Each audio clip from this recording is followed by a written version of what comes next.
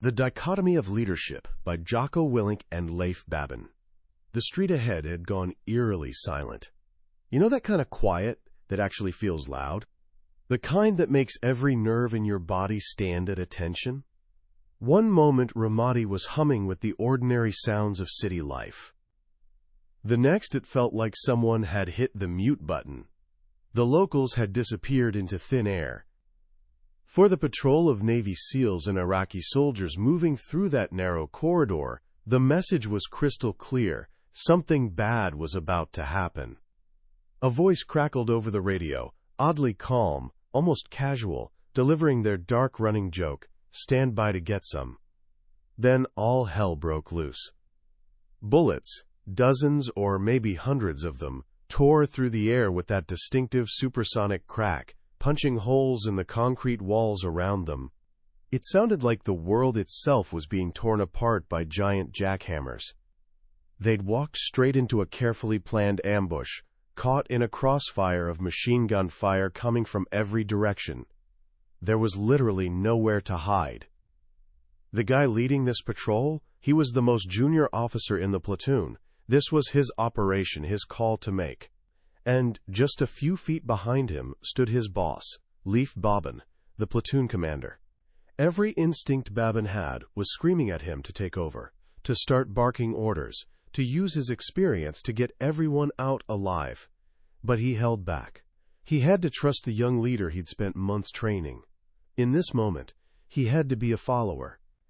This is where leadership gets really interesting, on that razor's edge where every fiber of your being is pulling you in completely opposite directions at the same time.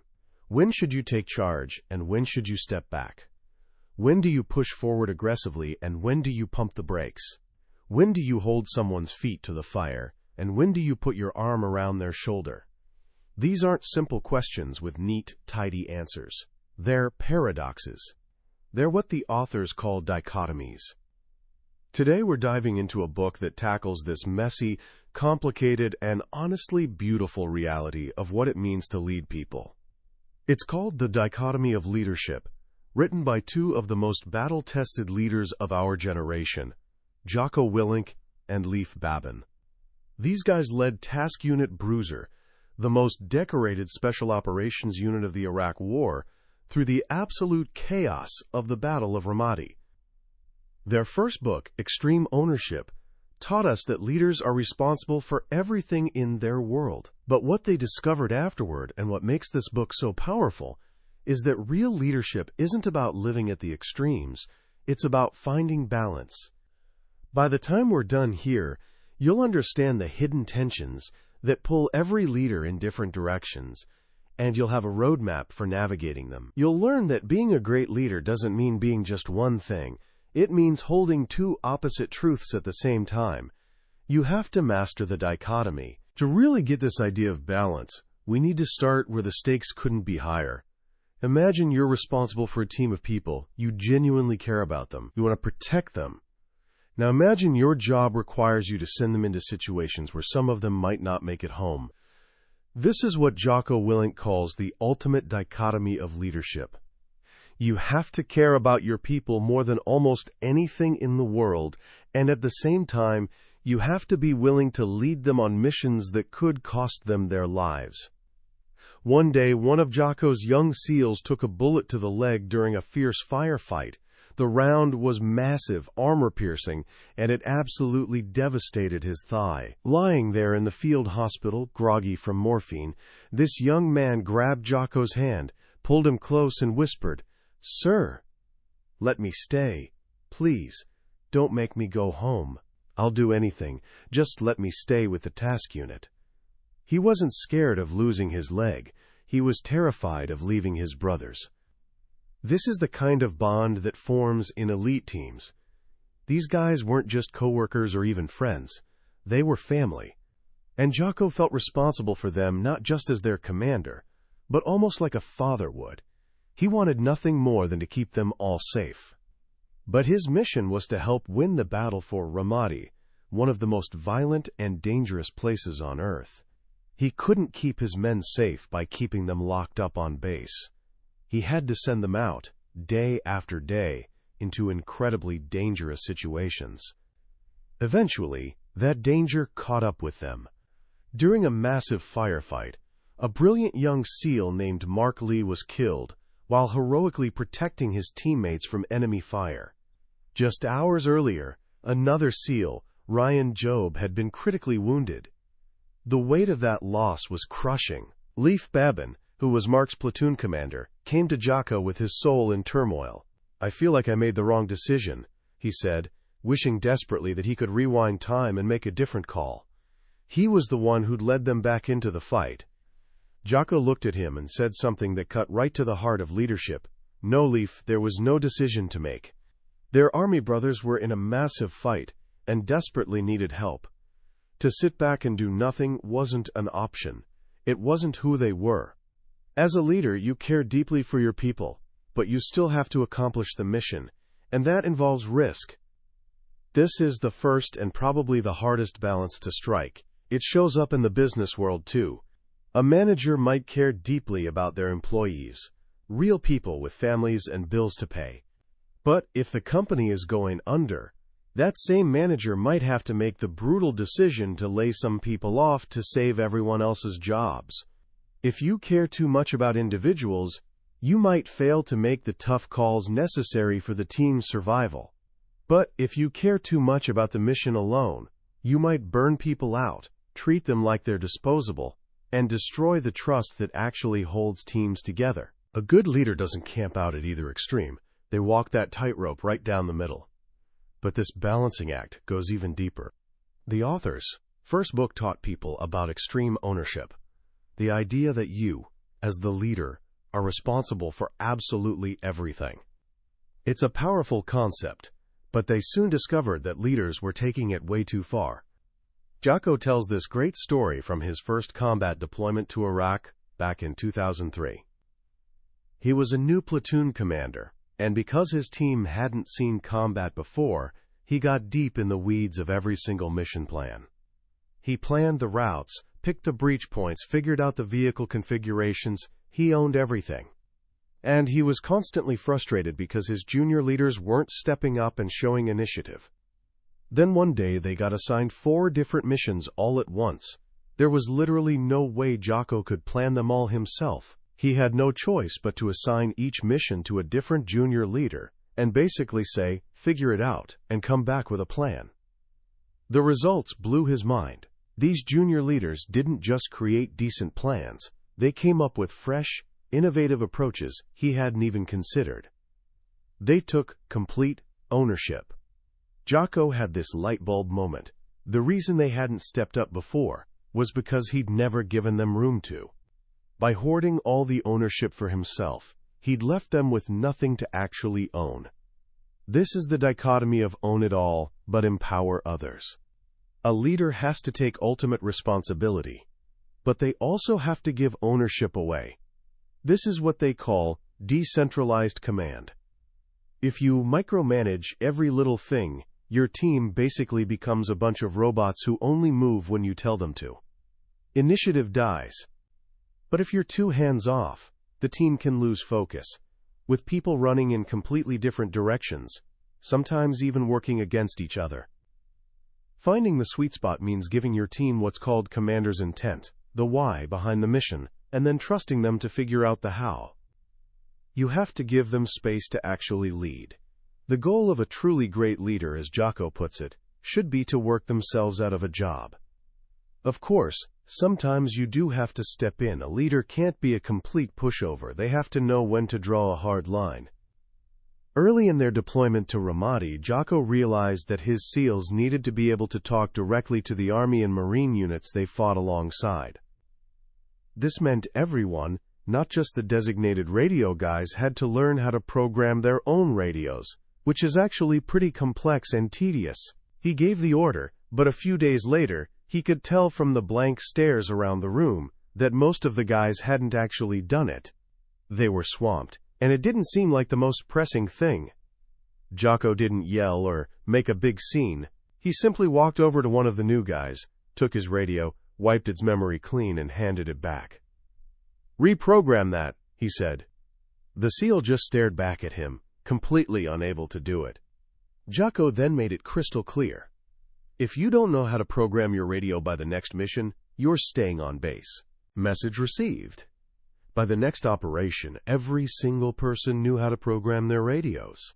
That skill would later save lives, including during one intense firefight where Leif Babin was able to quickly switch frequencies and call off friendly fire from a U.S. tank that was shooting directly over his team's position.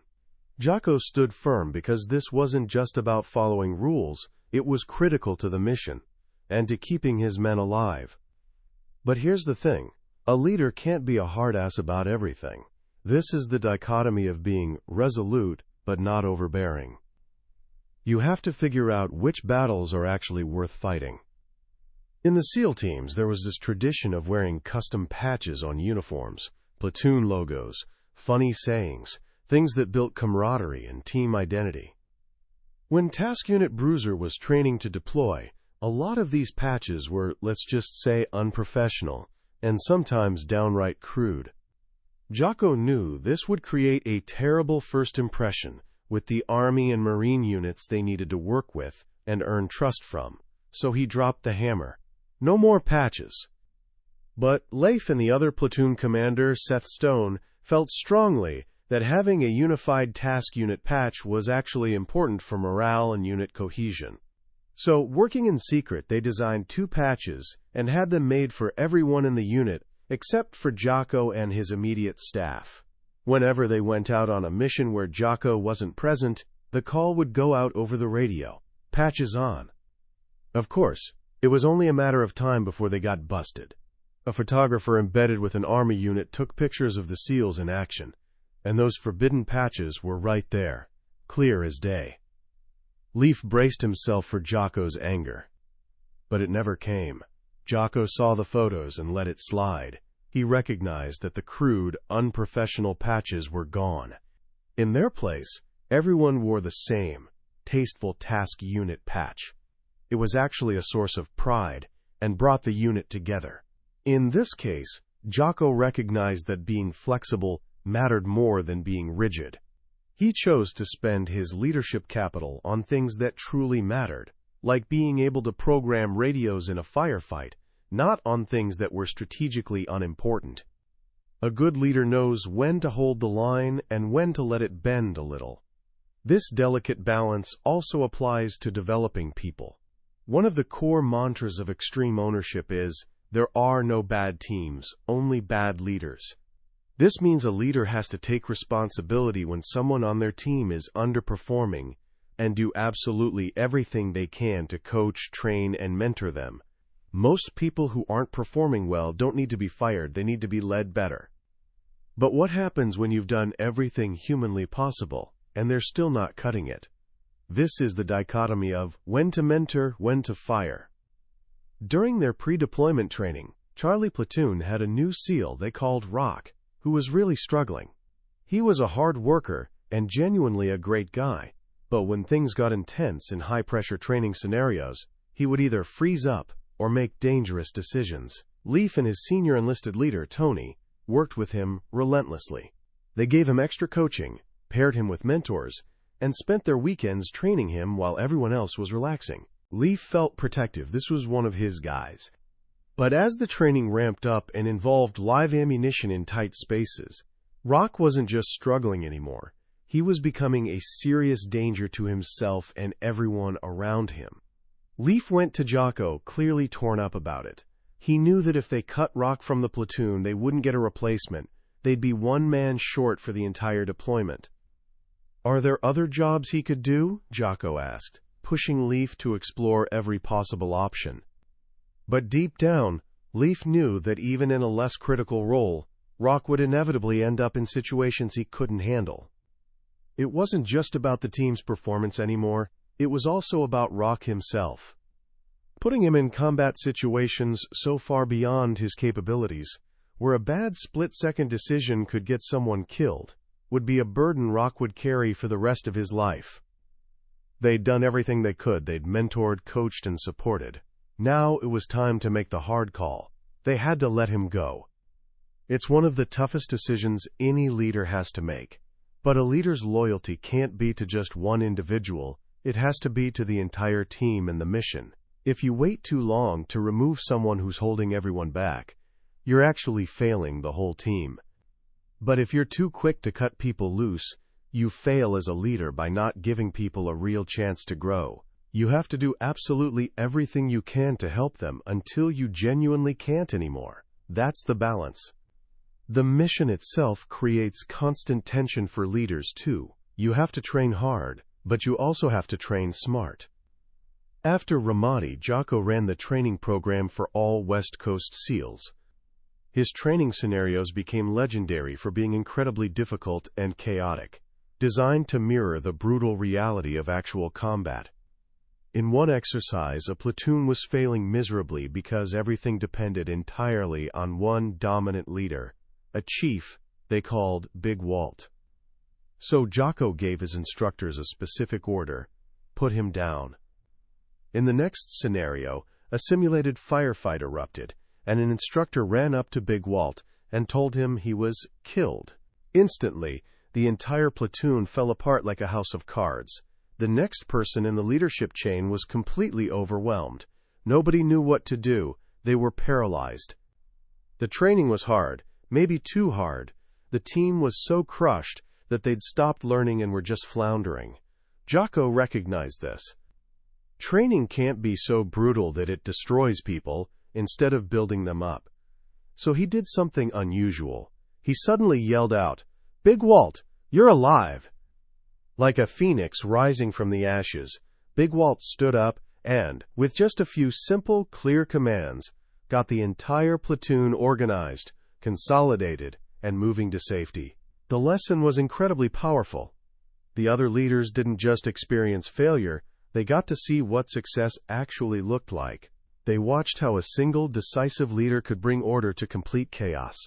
The training was still hard, but Jocko had balanced it by making it productive. This balance applies in every direction. Leaders need to be aggressive, but not reckless. They should have what the authors call a default aggressive mindset, proactively solving problems, instead of waiting around to be told what to do. But aggression without thought is just stupidity. During the Battle of Ramadi, the brigade commander asked Jocko if Task Unit Bruiser could help take out enemy mortar teams operating in an area called Sea Lake. The default answer for any SEAL unit is always yes. They're wired to be aggressive. They want the mission. But when Leif and his team really analyzed this particular mission, they found some serious problems. The enemy had no predictable pattern. The terrain didn't offer any good positions for their snipers to work from, and the only road in and out was extremely dangerous, absolutely littered with IEDs.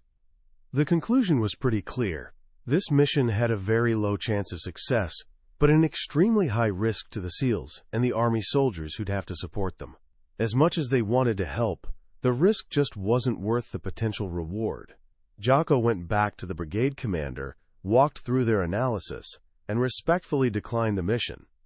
That's not being passive or scared. That's being smart. It's balancing the natural desire to be aggressive with a clear-eyed, honest assessment of the actual risks involved. This idea of finding middle ground touches absolutely everything a leader does. You need to be disciplined but not rigid. Standard operating procedures, what they call SOPs, are crucial. They create discipline and make teams efficient. But if a leader becomes a complete slave to the procedures, they lose their ability to think and adapt. Seth Stone, the other platoon commander in Task Unit Bruiser, learned this lesson hard during training. He was following the SOPs for reacting to an ambush so perfectly, so by the book, that he ended up in this position where he was basically staring at a dirt wall, completely unable to see the battlefield or actually lead his guys. Jocko had to pull him aside and coach him. "You're the leader. You need to move around. Find a way to see what's happening." Seth had this realization that SOPs aren't laws carved in stone, they're guidelines. A leader needs the discipline to follow the plan, but also the freedom to deviate from it when the situation on the ground demands something different. Finally, a leader has to learn to balance themselves. This is maybe the most personal and challenging set of dichotomies. You have to be a leader, but also a follower. This doesn't just mean following your own boss. It means being willing to follow the best idea in the room, even if it comes from your most junior team member. On one operation, Leif Babin had a plan to set up a sniper overwatch position in a certain building. But his lead sniper, Chris Kyle, disagreed. He thought a completely different building offered a much better tactical advantage. Leif was in charge. He outranked Chris by a mile. He could have easily overruled him, and nobody would have questioned it. But he recognized that Chris had way more experience with this specific type of sniper mission. He checked his ego at the door and said, "All right, let's go with your plan." Chris's recommendation turned out to be absolutely spot on. They ended up in the perfect position and disrupted dozens of enemy attacks. If Leif had insisted on his own plan just because he was the leader, the mission would have been far less successful. A good leader doesn't need to have all the answers rattling around in their own head. They just need to be humble enough to follow the person who does have the answer. You have to be humble but not passive. Humility is probably the most important quality any leader can have. It lets you actually listen to people, to keep learning, and to build real trust. But humility doesn't mean you become a doormat and accept orders you know are completely wrong or will genuinely harm your team. When the High Command in Iraq issued this directive that SEALs had to operate with a 7-to-1 ratio of Iraqi soldiers to Americans, Jocko immediately knew it would be a death sentence in Ramadi. A tiny team of 3 SEALs with 21 unreliable Iraqi soldiers would get overrun quickly in that environment. He'd been humble and supportive of his chain of command on pretty much everything, but this was one of those times when he had to push back hard. He couldn't just roll over. Because he'd built up so much trust and credibility by being a good follower 99% of the time, when he finally did push back on something, his leaders actually listened. They granted him an exception. He picked his battle carefully, and he won it. And lastly, a leader has to be focused, but detached. You need to pay attention to the details, but you can't get so lost in the weeds that you lose sight of the big picture. Leif learned this during a chaotic house raid. After breaching through a door, an Iraqi soldier with him accidentally fired his AK-47 inside this tiny room. Everyone immediately assumed they were taking fire from the next room over. They were literally about to throw a grenade in there, where an innocent family was actually hiding. But Leif, as the leader, took just one physical step back from what they call the, quote, shooter train. He detached himself from the immediate action. And in that brief moment, he was able to see the bigger picture. The panicked look on the Iraqi soldier's face, the bullet holes in the floor right at his feet. He immediately called off the grenade, preventing what would have been a horrible tragedy. Being focused means you're in the fight, down in the details. Being detached means you're leading the fight, seeing the whole picture. A leader has to constantly zoom in and zoom out, paying close attention to what's happening right in front of them, while never losing sight of the broader strategic mission. That's the final, and maybe the most constant balancing act of all. So what's the real takeaway from all of this? What's the secret that Jocko Willink and Leif Babin are really trying to share with us?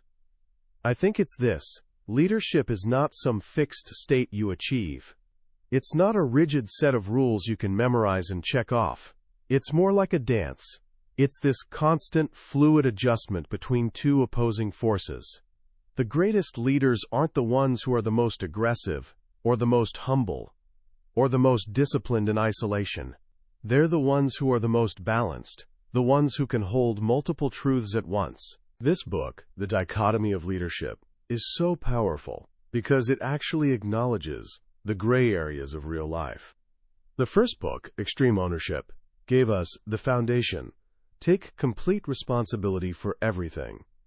It's a simple, powerful, black and white principle. But leadership in the real world is almost never black and white. It's messy, it's full of contradictions and paradoxes. This book gives us the courage to step into that messiness and navigate it with actual wisdom, instead of just rigid rules. The most profound lesson for me is this idea that your greatest strength can actually become your greatest weakness if you take it too far. Are you a leader who's incredibly detail-oriented? That's genuinely a strength. But if you're not careful, it'll morph into micromanagement, and you'll end up crushing your team's initiative and creativity. Are you a leader who deeply cares about your people? That's beautiful and absolutely essential. But if you don't balance it with the needs of the mission and the bigger picture, you might fail to make the hard calls that are actually necessary to protect the entire team in the long run. The path to becoming a better leader, then, isn't really about learning some fancy new skill or technique. It's about developing a new level of awareness. It's about learning to feel when you're drifting out of balance, like a tightrope walker, sensing they're leaning too far one way. So how can you start applying this stuff today? Here are a couple of simple things to think about. First, the next time you have a disagreement with your boss or a teacher or a coach, ask yourself this question: is this the hill I need to die on? Is this one of those moments where you genuinely need to be resolute and push back because it's critical to the mission or your values? Or is this a moment to be humble, to follow their lead, and to build up that leadership capital that you can spend later when something truly important is on the line? Just asking yourself that question will help you find the balance between being humble and not being a passive pushover. Second, think about the people on your team, whether that's a sports team, a project group at school, or even just your friend group. Is there someone who's really struggling? Your first instinct as a leader should be to help them, to mentor them, to do everything in your power to bring them up. But you also have to ask yourself the hard question: is my effort to help this one person actually holding everyone else back?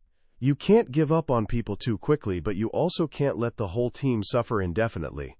That's the dichotomy of mentoring versus making the tough call to remove someone, and it applies to way more areas of life than you might think. Ultimately, this book teaches us that leadership is really a journey of constant self-correction. You'll lean too far one way, and you'll feel the team start to drift or struggle. Then you correct, sometimes gently, sometimes more dramatically, and bring things back towards center. It's not about being perfect or getting it right every single time. It's about being aware enough to notice when you're off balance, and having the humility to admit it, and the courage to adjust your approach. That's the real art of leadership. That's the dichotomy. That was a summary of The Dichotomy of Leadership by Jocko Willink and Leif Babin. We've explored the core ideas today, but a summary is kind of like looking at a map of some beautiful country you've never visited.